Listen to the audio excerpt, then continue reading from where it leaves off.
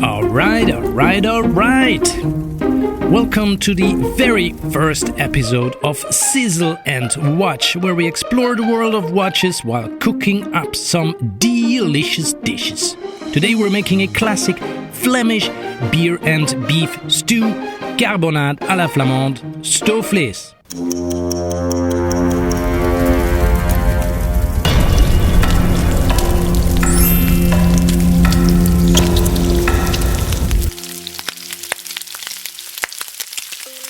Alright, here we are. New environment. I like it. How do you make Carbonnade à la flamande? Well, here is how that works. This is our way, and obviously that is the only and best way to do it. No matter where you go, the recipe will be slightly different, and every household will add their own twist to this dish here. Yes, you can go to a very nice dinner at somebody's place and get into a intergenerational, cross-dimensional dispute over the best way to make carbonade. Now the dish is relatively simple, guys, so you start out with bread. You can buy this pre-sliced. I didn't apparently have one pre-sliced, so we're gonna have to chop this guy up. Take a proper bread, not the supermarket wrapped in a plastic type of bread full of sugar, just a normal bread. Here again you can choose white or brown. We tend to use the white bread. We'll add this in later throughout the cooking process here. The bread is essentially going to bind the sauce slowly.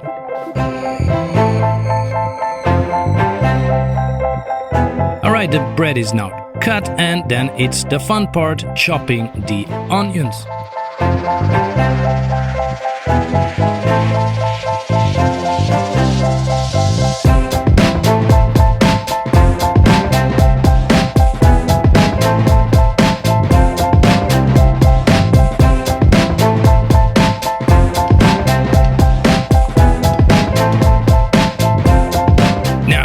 You might wonder, hey, how many onions can you chop per hour?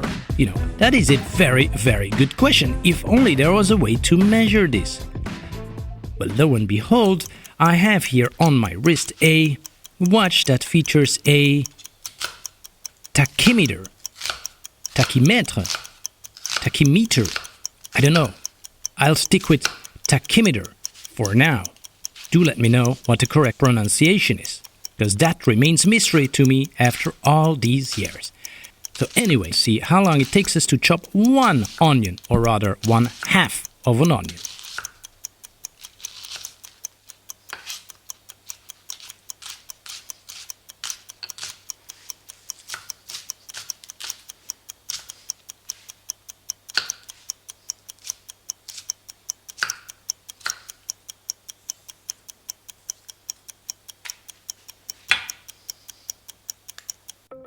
Alright, done. Now you can look at the seconds hand where that sits and look at the scale on the bezel.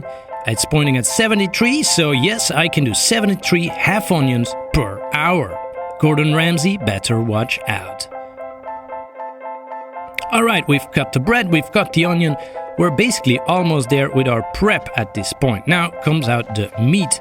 Which meat, you say? Well, this is called the... what do you call this in English? Feather blade of beef, or in French, the Paleron de bœuf. It's essentially a tough-ish kind of meat.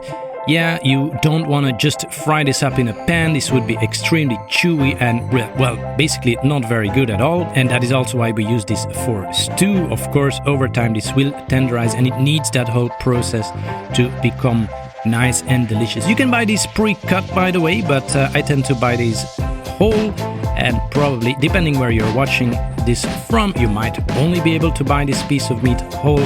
So that's what we do. Also, it allows me to choose the size of these chunks, because traditionally these would be slightly larger than the way I'm cutting them, but in our household we like them on the smaller side. So yeah, alright, prep is now done essentially, so we can get cooking. Trust me, here at this point all the hard part is over. We start up by heating up a pan, heat it up nicely because we're going to be browning the meat in here. And we also heat up our pot. Add your grease of choice. I'm adding some oil and some butter. You know, depends on your taste here. As you can see, I coated the bottom of the pot with onion, and we're basically gonna get this nice and translucent. You do not want to brown the onion, you just want to get this going briefly. Then the meat, as you can see, I'm browning that here. That's all I am doing. So browning the meat and adding that in batches. If you have a huge pan, you probably can do all of this meat in one go. I have a small pan, so I gotta do this in batches. Anyway.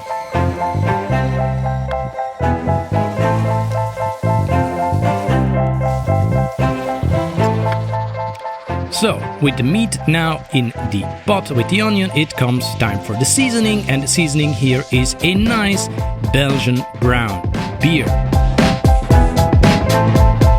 Now I'm adding this in the pan. This will help deglaze the pan, right? Get all the nice and tasty bits from the meat that are stuck to the bottom of this pan.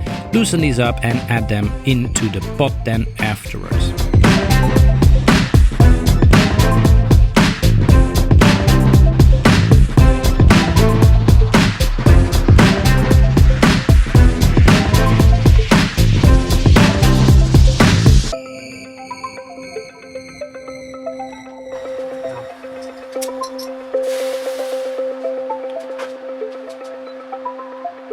Now I had some beer left, so, well, serving it to the chef, which is my preferred way of dealing with it.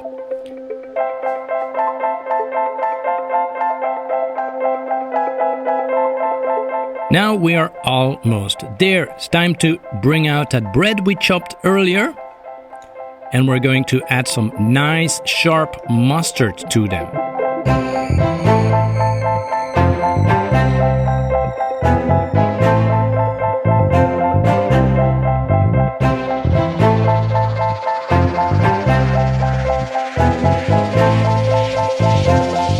One thing here, at this point, many people will add this bouquet garni, right, which is essentially thyme and bay leaf. And, well, I would encourage you to do so. However, in our household, we do not add it because apparently the kids don't really like it, so that's the way we do it. And on top of that, for some sweetness, we are adding some syrup here. If you do not have this particular type of Belgian syrup available near you, you can also add brown sugar to the pot, a big spoon. I mean, to taste, of course. You can choose. It is the magic of cooking.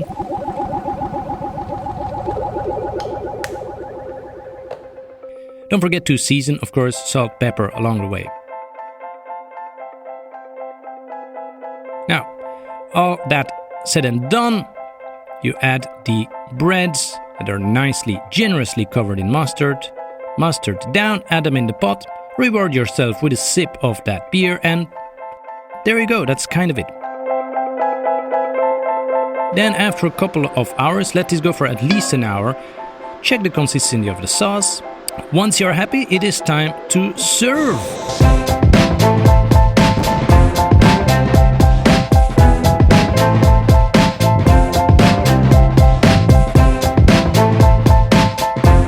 Traditionally served with fries, and if you wish, you can even add a splash of mayo on the plate as well.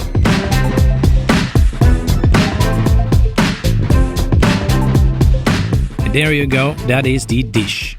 I hope you learned something new about the phenomenal Belgian cuisine and the use of, and perhaps even the pronunciation of, the Tachymeter. Thank you, and if you enjoyed this, let us know in the comments. See you next time.